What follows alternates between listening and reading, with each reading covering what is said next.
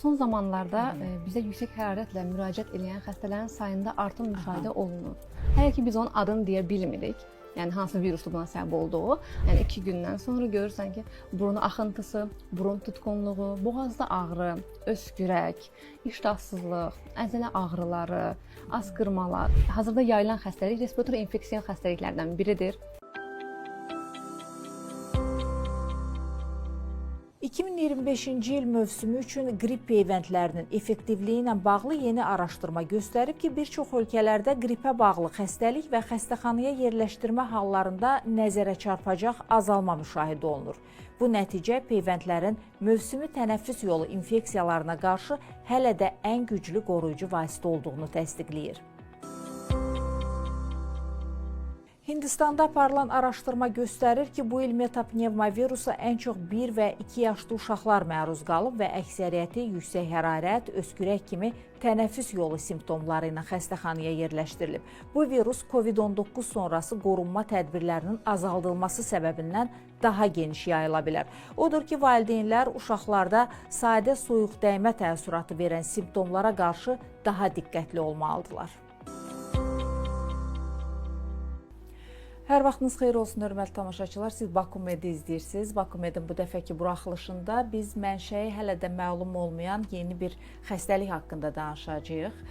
Bu xəstəlik əsasən uşaqlar arasında yayılır və yüksək hərarətlə müşahidə olunur. Valideynlər isə bunu qripə bənzədirlər, amma deyirlər ki, əlamətlər fərqlidir. Nədir bu xəstəlik, mənşəyi nədir, necə yaranır və əlamətləri nədən ibarətdir? Bu haqda biz studiyamızın qonağı həkim infeksionist Fidan Bayramzadə ilə danışacağıq. Fidan xanım, xoş gördük sizi, xoş gəlmisiniz studiyamıza. Təşəkkür edirəm, xoş gördük. Fidan xanım, nədir bu xəstəlik?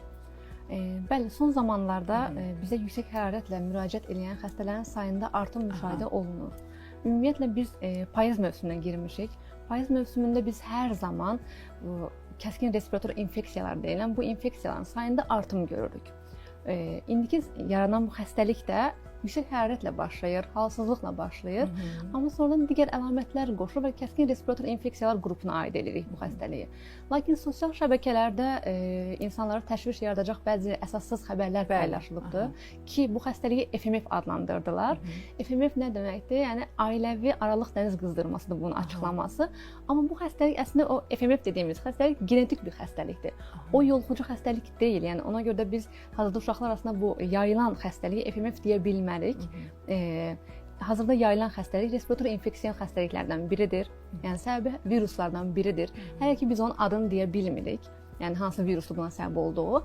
Amma yəni bu qrupu olaraq respirator infeksiyalar qrupuna aiddir. Doktor, valideynlər bunu adi bir qripə bənzədirlər, amma deyirlər ki, əlamətləri fərqlidir. Nədən ibarətdir o əlamətlər? Bəli, əlamətlər dediyim kimi yüksək hərarət olur və yüksək hərarətdən başqa, məsələn, öskürək, dəridə səpki, bu kimi əlamətlər varmı? Bəli, olur. Sadəcə əvvəlcə yüksək hərarətlə başlayır, halsızlıqla başlayır. Valideynlərimiz təşvişə düşürlər.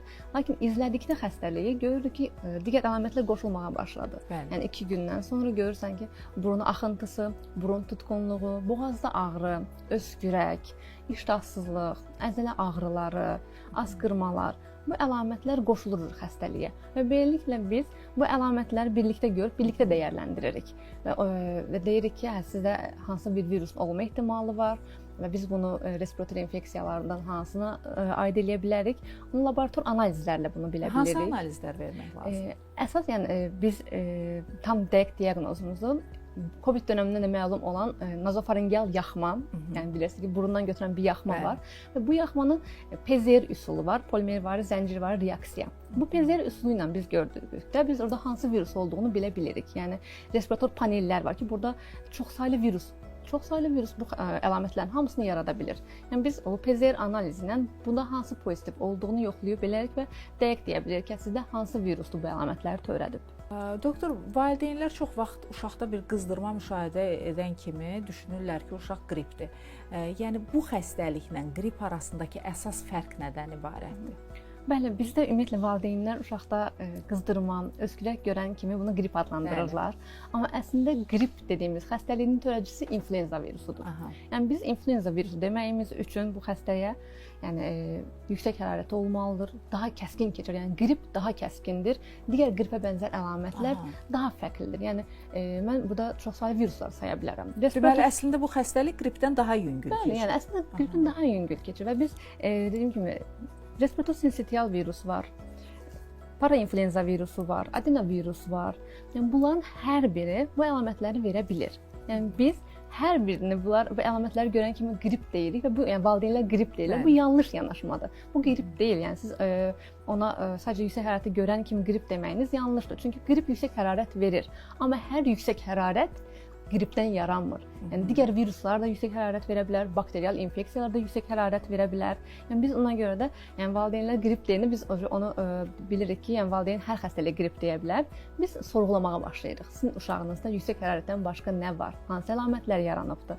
Biz necə ardıcıllıq necə yaranıbdı? Bunları sorğuluyuruq və sorğuladıkdan sonra deyirik ki, sizdəki respirator virus infeksiyalarına aiddir. Bunların içində qrip də var, amma qripdən başqa digər viruslar da var. Yəni tam tərəccini bilmək üçün biz nazofarengeal analiz götürək, laborator analiz götürək və oradakı virusun pozitivliyinə əsasən deyə bilər ki, sizdəki hansı virusdur hazırda uşağınızda, yəni bu xəstəliyin törədicisi nədir? Onu biz ancaq belə deyə bilərik. Amma valideynlər bu xəstəliyi məsələn qrip hesab edib qripə uyğun müalicə apara bilərlər. Bu yəni hansısa bir fəsadlara səbəb ola bilərmi? Bəli, ümumiyyətlə çox yanlışdır. Yəni bu xəstəliyi ağırlaşdıra bilərmi? Ümumiyyətlə uşağa təsir eləyə bilər. Yəni uşaqlar çox həssas qrupdadırlar. Biz bu qrupla işləyəndə onlara yazdığımız hər dərmanda hər bir uşağa fərdi yanaşırıq. Çünki hər yazılan dərman kiloya uyğun hesablanmalıdır. Yəni valideynlər bunu bəzən bilmirlər. Onlar yəni məsəl üçün qardaşına verdiyi dozanı eyni uşağa da verə bilirlər. Yəni, biz bunu tamamilə deyirik ki, yol verilməzdir. Həkimlə danışmadan öz başına heç vaxt hər hansı bir dərmanı uşağınıza verməniz düzgün deyil. Və yaxud da bəzən valideynlərimiz nə edirlər? Bu keçən dəfə xəstəlikdə bu dərman kömək eləmişdi. Yəqin bu dəfə də kömək eləyər deyib, yenə o dərman istifadə etməyə çalışırlar. Bu yol verilməz bir şeydir. Hər xəstəlikdə fərdi yanaşmalar vacibdir. Çünki biz araşdırırıq. Yəni biz analizlə bilirik ki, sizdə hansı xəstəlikdir və sizə hansı dərmanlar yazılmalıdır. Doktor, əsasən hansı yaş qrupuna da rast gəlinir bu xəstəlik? Bu xəstəlik kəskin respirator infeksiyalar ümumiyyətlə hər yaş qrupunda görülür. Lakin yəni böyüklərdə də müşahidə olunur. Bəli, respirator infeksiyalar hər yaş qrupunda görülür. Yəni payız dövründə, payız-qış dövründə hər kəsdə görülə bilər. Lakin 5 yaşdan aşağı uşaqlar daha həssas qruplar sayılırlar. Çünki uşaq orqanizmi hələ immuniteti tam formalaşmamış sayılır. Ona görə bunlarda əlamətlər daha kəskin gedir. Böyüklərdə simptomsuz keçə bilər, amma uşaqlarda daha kəskin əlamətlər görürük biz. İstərdim biraz da xəstəliyin yayılma mexanizmi barədə məlumat verəsiniz. Necə yayılır? Yəni sürətlimi yayılır? Uşaqdan uşağa dərhal keçirmi bu xəstəlik? Bəli, respirator infeksiyalar ümumiyyətlə sürətli yayılır. Çünki bunun yoluxma mexanizmi hava damcı və təmas mexanizmidir. Hava damcı dedik ki, yəni xəstə bir uşaq danışdıqda, asqırdıqda, öskürdükdə bu virusları partikullar şəklində, yəni damcı şəklində ətrafa yayır. Bəli, digər respirator xəstəliklər kimi. Bəli, digər respirator xəstəliklər kimi və bu yaxın təmas nəticəsində həm o damcıların digər uşağa keçməsi var, həm də səthlərə bu damcılar yapışır və viruslar canlılıqlarını qoruyurlar. Təmasda olduqda virusa bəli, viruslar müəyyən müddət burada öz canlılığını qoruya bilir. Əllərdə müəyyən müddət öz canlılığını, yoluxduruculuğunu qoruya bilir. Ona görə də biz deyirik ki, yəni mümkün qədər asqırdıqda, öskürdükdə, yəni salfetkalardan istifadə edin və bu bir dəfəlik olsun. Salfetkaya asqırın, onu atmağınız vacibdir. Əl gigiyenası çox vacibdir. Yəni əllərin tez-tez yuyulması. Biz Covid dövründə əslində bu vərdişlər yaranmışdı insanlarda. Əllər tez-tez yuyulmalı idi. Xəstə insanlar maska taxmalı idi. Nəyə görə? Çünki yoluxdurmasınlar, yaymasınlar bunu. Doktor, belə bir vəziyyətdə valideynlərin ən çox buraxdığı səhv nədən ibarətdir? Yəni ev şəraitində ilkin müdaxilə zamanı, yəni hansı fəsadlara səbəb ola bilər? Valideynlərin ən çox buraxdığı səhv həkimə demədən antibiotik. Özlərinin antibiotik. Öz başlarına antibiotik başlayırlar. Çünki bizdə elə bir düşüncə var ki, antibiotiksiz mənim uşağım sağalmaz. Sağalmaz. Çox yanlış düşüncədir. Çünki antibiotik bakterial xəstəliklərin müalicəsində istifadə olunan dərman preparatıdır. Yəni biz virus infeksiyasında antibiotik istifadə etməməliyik. Biz antibiotik istifadə edib daha da uşağınızın immunitetini zəiflədə bilirsiniz və xəstəliyi daha ağır keçirdə bilər uşaqlarımız. Amma bu çox yayılmış bir müalicə üsuludur. Demək olar ki, hər kəsin yol verdiyi bir səhvdir. Bəli, Və hər dəfə də bizim verilişlərdə, yəni istər digər maarifləndirici verilişlərdə bu vurğulanır həkimlər tərəfindən ki, olmaz, antibiotikdən istifadə etmək yanlışdır. Amma yenə də yəni ilk müdaxilə olaraq antibiotik həkim təyinatı olmadan antibiotik istifadəsi yol verilməzdir. Yəni antibiotikin zərərləri də var və antibiotikin həmin xəstəliyə uşağınıza yəni lazımsız göstəriş olmadan verdiyiniz antibiotik uşağınızın immun sisteminə təsir göstərir. Doktor, hərarət yüksək olduqda valideyn nə qədər gözlədikdən sonra həkimə müraciət etməlidir? Dərhalmı müraciət etməlidir? Əslində biz hərarət yüksəkliyində nəyə fikir veririk? Yəni uşaq bu hərarət yüksəkliyində necə aparır? Yəni bəzi uşaqlar var ki, görürsən ki, ölçmək lazımdır. 38 dərəcədir. Amma uşağın aktivliyi yerindədir, su, qida qəbulu yerindədir. Amma bəzi uşaqlar var ki, 37.5-dən halsızlıqla başlayır. Yəni su qida qəbulunu dayandırır. Ona görə biz mütləq valideyn deyirik, uşağınızı izləməlisiniz. Yəni uşaq əgər su qida qəbulunu dayandırıbdırsa, 37.5 dərəcədə, yəni çox halsızdırsa, siz mütləq həkimə müraciət etməlisiniz. Amma bir də dediyimiz kimi valideynlər nə edirlər? Bəzən valideynlər uşağın temperaturunu ölçmədən, sadəcə doktor qızdırması var, hiss elədim qızdırması var. Yəni deyirəm ölçdünüzmü məsələ üçün?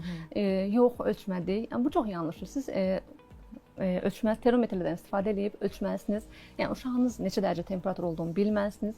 Ondan sonra həkimə doğru düzgün məlumat verməlisiniz ki, doktor, indi mənim uşağımda 38 dərəcə temperatur var və uşağım halsızdır. Mən necə kömək eləyə bilərəm və biz sizə yönləndirmə eləməliyik. Ondan sonra yəni siz hansı dərmanı nə qədər verməlisiniz, həkimlə danışdıqdan sonra verməlisiniz. Bəs həkimə qədər müdaxilə necə olmalı? Həkimə qədər yəni sadəcə müşahidə etməlidirlər və uşağın vəziyyətinə uyğun həkimə məlumat vermək lazımdır və uşaqda hərarət hiss eləyirsə biz o uşağın əynini nazikləşdirməliyik.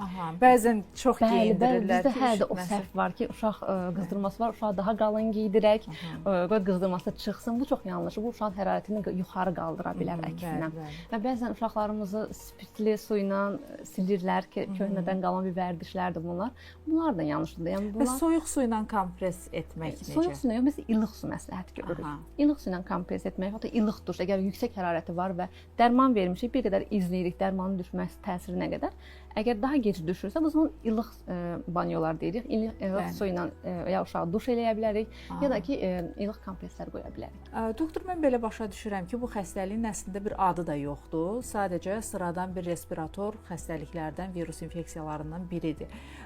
Amma valideynlər arasında, ümumiyyətlə sosial şəbəkələrdən yayılan məlumatlara görə bir mif yaranıb, bir qorxu var. Çünki söhbət uşaqdan gedəndə, yəni uşaq mövzusu ümumiyyətlə həssas mövzudur. Bəs yaxın günlər, həftələr ərzində artım proqnozu varmı ümumiyyətlə bu xəstəliklə bağlı?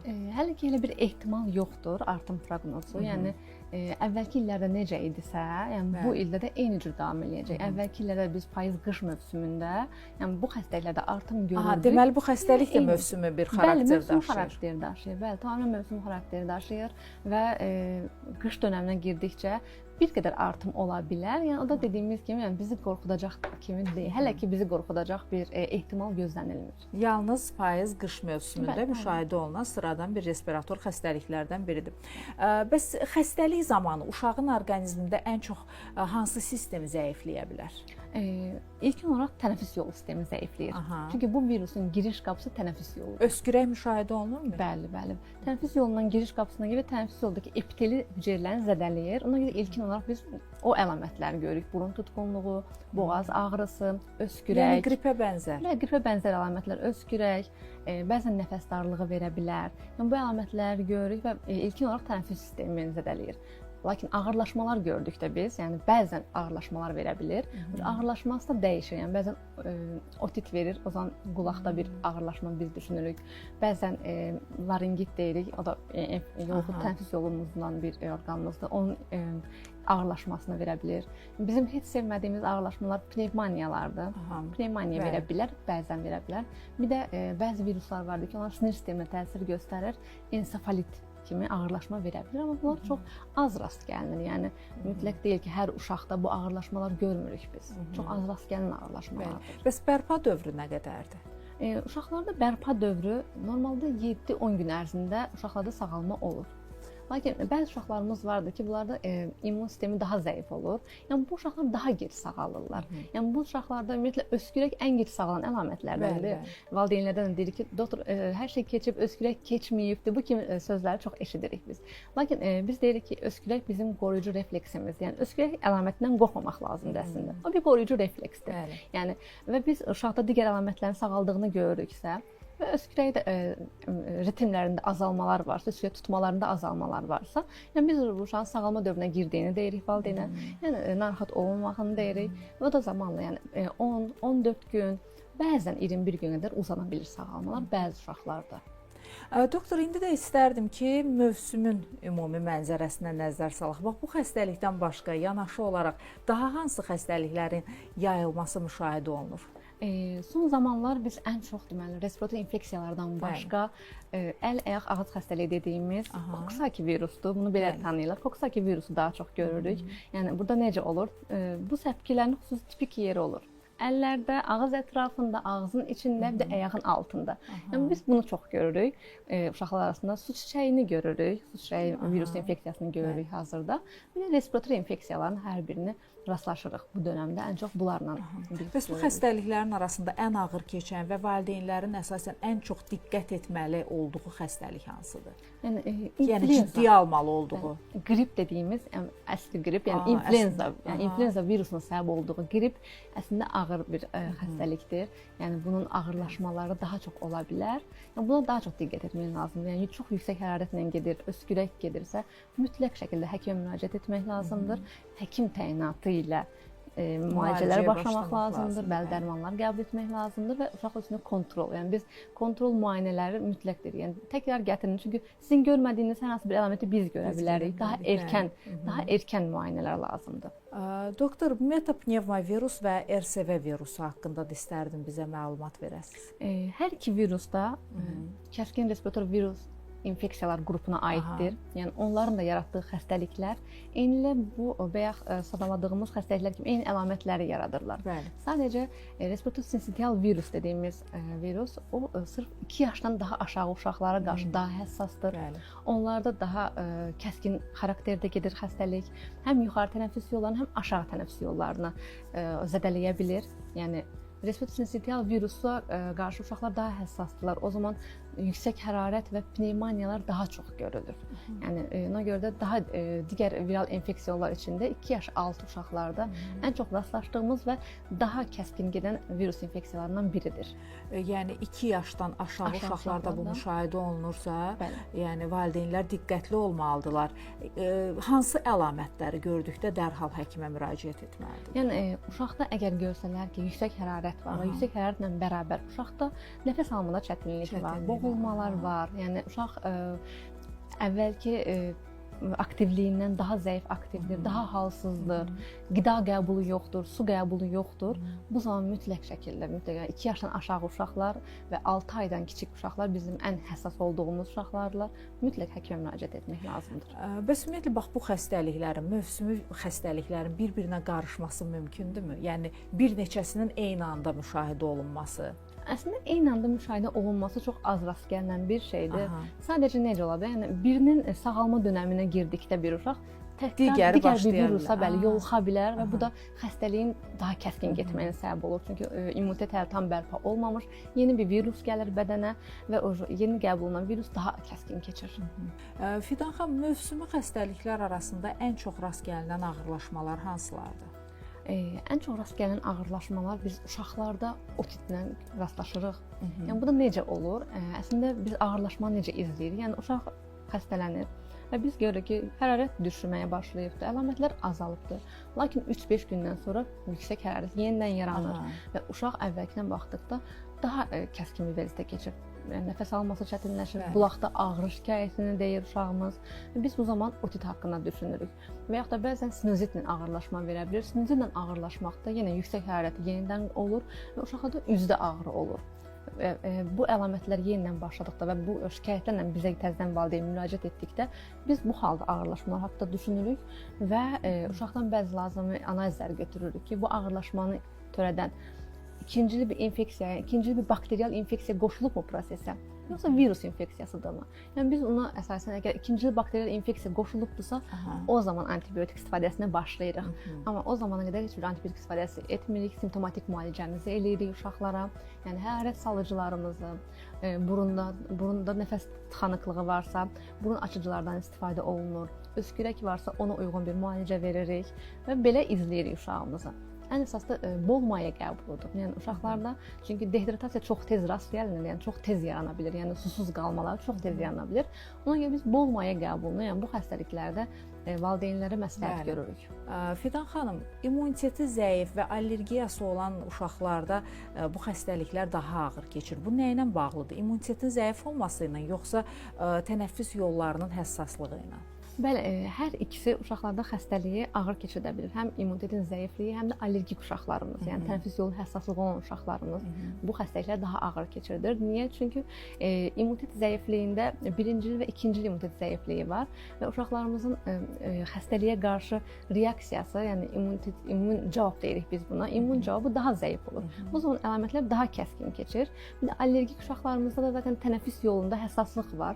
Bu uşaqlar allergik uşaqlarına görə deyirik ki, biz bunlarda qoruyucu mexanizma daha zəif olur və daha həssas olurlar. Ekstra bir respirator infeksiya da qoşulduqda bu prosesə, orada olan proses daha da kəskinləşir. Ona görə allergik uşaqlar xüsusilə bu respirator infeksiyaları daha ağır keçirilir digər uşaqlarla nisbətən müqayisədə. Allergik uşaqlarda hansısa bir fəsad qala bilərmi bu xəstəliklərdə? Əslində bu xəstəliklərdə elə bir fəsad görmürük. Biz narahat olacaq ciddi bir fəsad görmürük. Yəni vaxtında erkən müayinə olunduqda, erkən müalicəyə başladıqda biz heç bir fəsad görmürük. Fidan xanım, az əvvəl qeyd etdiyiniz kimi bu xəstəliklər zamanı valideynlərin ən çox yol verdiyi səhvlərdən biri dərhal antibiotikin tətbiqinə başlamaqdır. Bu müalicə üsulundan istifadə etmək hansı real təhlükələrə yol aça bilər? Əslində bu çox gözəl sualdır və təsadüfən də bunu qeyd edim ki, ümumiyyətlə dünyada noyabrın 18 və 24 həftə aralığı dünyada antibiotik fərqindəlik həftəsi kimi hər il qeyd olunur. Yəni bu nə deməkdir? Biz antibiotiklərdən lazımsız istifadə edirik və bunun nəticəsində rezistent bakteriyalar yaranır. Yəni real təhlükə də budur. Yəni bizim göstəriş olmadan istifadə etdiyimiz hər bir antibiotik bakteriyalara təsir göstərir. Bakteriyalar mutasiyaya uğrayırlar. Panrezistant deyirik və ya da multidrug rezistant deyilən bakteriyalar yaranır və bakterial infeksiyalarda biz antibiotik verdikdə artıq müalicə edə bilmirik. Çünki bakteriyalar o antibiotiklərə qarşı rezistentlik yaradıblar, mutasiyaya uğrayıblar və artıq bizim əlimizdə seçəcək bir antibiotikimiz qalmır. Ən əsas təhlükələrdən biri budur. İkincisi təbii ki, yəni virus infeksiyasında valideyn antibiotik istifadə edir, öz uşağının mədə-bağırsaq florasını pozur. Mədə-bağırsaq florası pozulur deyə uşağın immun sisteminə təsir göstərir. Xəstəlik daha kəskin keçir və daha uzun müddətli antibiotik istifadəsinə gətirib çıxardır bu səbəblər. Yəni başlamadan virus infeksiyasına antibiotik verir, sonra ikinci bir bakterial infeksiya qoşulur. Bu zaman antibiotik vermək lazım olduqda bizim uşağımız həddən artıq antibiotik qəbul etmiş olur. Bəs mövsümün ən kritik dövrü hansıdır? Ümumiyyətlə biz mövsümü xarakter daşıyır dedikdə payızın əvvəlindən yazın sonuna qədər bu mövsüm bütün qış boyu bu mövsüm aralığı təşkil edir, amma ən pik dövr dedikdə biz ən və viruslara görə dəyişir bu. Bəzi viruslar vardır ki, onlar yanvar, fevral ayında pikə çatırlar, amma bəzi viruslar vardır ki, payız aylarında pik göstərir. O da hansı viruslardır? Virusun xarakterinə bağlıdır. Yəni viruslar zərfli və zərfsiz viruslara bölünürlər və o da onun yaşama şəraitinə uyğundur da. Ona hansı şərait, yəni payız aylarındakı temperatur aralığı onun üçün daha uyğun bir şəraitsə, o zaman daha aktiv olur. Yox, bu viruslarımız var ki, onlar yəni soyuq aylarda da öz canlılıqlarını qoruya bilirlər. Onlar üçün yanvar, fevral aylarında daha aktivlik yarada bilirlər. Yəni biz influenzadır, respirator sinsitial virus infeksiyalarıdır. Bunları ən çox yanvar ayında pik hallarını görürük. Amma digər daha rinoviruslardır, adenoviruslardır. Bunlar daha yüngül keçən bir virus infeksiyalardır ki, bunlarda da biz payız dövründə görürük. Amma bunu vurğulamaq lazımdır ki, yəni hər bir uşaq individualdır və bir uşaqda məsəl üçün deyirəm ki, rinovirus yüngül keçirdi. Amma o uşağın əgər altında yatan bir xəstəliyi varsa, yəni bir xroniki bir xəstəliyi varsa, xroniki ürək, xroniki ağciyər xəstəliyi varsa, yəni bu uşaqlar daha həssasdırlar. Yəni sağlam uşaqların bu xəstəliyi keçirtməsi ilə o uşaqların bu xəstəliyi keçirməsi də fərq olur. O uşaqlar yəni həssas qrupadılar, daha kəskin keçirdirlər. Ona görə də biz təbii ki, daha diqqətli olmaq, yəni individuallıq hər zaman önəmlidir uşaqlarda. Bəli. Fidan xanım, xəstə uşaqlar neçə müddət yoluxdurucu olur? Xəstə uşaqlar adətən, yəni bu respirator infeksiyalarda 5-7 gün yoluxduruculuq dövrü olur. Yəni yenə dedim ki, viruslara görə dəyişir bu dövr, amma əsas o dövrdə, yəni əsas simptomların olduğu dövrdə 5-7 gün. Bəli, 5-7 gün. Yəni uşaq danışaraq, askırma dönəmi, öskürək dönəmində ən çox bu dövrdə yayır bu virusu. 5-7 gündən sonra hətta Əgər o əlamətlər müşahidə olunsa da yoluxdurmur. Bəzi viruslarda dəyişir, yəni, amma əsas klinika azalırsa, hərarət düşürsə, uşaqlarda da öskürək qalır, uzun müddətə sağalır öskürək. Yəni əsas bu klinik əlamətlər sönübsə, uşağın yoluxduruculuğu da azalıbdır. Yəni ona görə biz mütləq valideynlərə deyirik ki, uşağınızda kəskin dönəmlərdə uşağınızı ictimai yerlərə aparmayın. Yəni bağçaya, məktəbə bir müddət göndərməyin, çünki yoluxdurmasınlar. Yəni evdə izolyasiya şəraitində qalsınlar. Həm ev şəraiti öz uşaqları üçün yaxşıdır. Yaxşıdır, həm də bəli, digər uşaqları qorumaq üçün, yəni yoluxduruculuğunu azaltmaq üçün uşağı evdə saxlamaq, kəskin dönəmdə evdə saxlamaq lazımdır və daha sonra gördükdə ki, həkim məsləhət verdikdə ki, hə, sizin uşağınız artıq yəni kollektivə buraxıla bilər, o zaman məktəbə, bağçaya davam edə bilərlər bu uşaqlar. Fidan xanım, ümumiyyətlə uşaqları mövsümi xəstəliklərdən qorumaq üçün valideynlər hansı profilaktik tədbirləri görməlidirlər? Ən birinci profilaktik tədbir haqqında danışdıqda biz peyvəndi deyə bilərik. Peyvənd olmalıdır. Bəli, ölkəmizdə qrip peyvəndi var, influenza peyvəndi var. Oktyabrın 8-dən bəri gəlibdir və peyvəndləmə önəmlidir. Biz peyvəndləmək dedikdə, yəni mütləq deyil ki, o xəstəlik keçirtməyəcək. Keçirtsə də ağırlaşmalarını görməyəcəyik biz o uşaqlarda. Və dediyim kimi biraz əvvəl dedim mən ki, bəzi uşaqlar daha xüsusi həssasdır. Allergik uşaqlar, xroniki ağciyər xəstəliyi olanlar, xroniki ürək xəstəliyi olanlar. Bu uşaqlar xüsusilə peyvənd olunmalıdırlar ki, onlar bu xəstəliyi daha kəskin keçirdirlər. Ona görə peyvəndlə biz onun qarşısını ala bilərik. Ən önəmli profilaktika peyvəndləmədir. Daha sonra uşaqlarda əl gigiyenası vərdişi yaratmalıyıq. Yəni uşaqlar mütləq şəkildə yeməkdən öncə, çöldən gəldikdə əllərini 20 saniyə sabunlu su ilə yumalıdırlar. Yəni biz uşaqlara deməli ki, çöldə mümkün qədər əllərini ağzına, burnuna, yəni silikli qişalarına vurmamağa çalış. Bəli, çünki beləliklə özlərini yoluxdururlar. Və valideynlər bəzən evdə ata xəstələnir və ya ana xəstələnir, maska istifadə edə bilər uşağını qorumaq üçün. Yəni bu halı ən azından öz yoluxduruculuğunu azaltmış olur, uşağı bir qədər qorumuş olur. Doktor, təşəkkür edirik studiyamıza gəldiyiniz üçün. Mən təşəkkür edirəm. Yəni valideynləri maarifləndirmək hər zaman lazımdır. Çünki uşaqlar həqiqətən çox həssas mövzudur. Həm valideynlər üçün, həm ümumiyyətlə cəmiyyət üçün. Uşaqlar bizim gələcəyimizdir. Ona görə də valideynlər bu tip verilişlərə qulaq asaraq maariflənsələr, həm uşaqların daha ilkin yardımı daha yaxşı eləyə bilərlər, həm də erkən həkimə apararaq uşaqların xəstəliyi daha yüngül keçirdə bilərlər. Çox sağ olun studiyamıza gəldiyinizə görə bir daha. Belə hörmətli tamaşaçılar, bizə ayrılan vaxt burada sona çatdı. Bugünkü buraxılışımızda biz mövsümi infeksion xəstəliklər barədə danışdıq. Studiyamızın qonağı isə infeksion xəstəliklər üzrə mütəxəssis Fidan Bayramzadə idi. Biz sizlə yenidən görüşəcəyik. Sağ olun, sağlıqla qalın.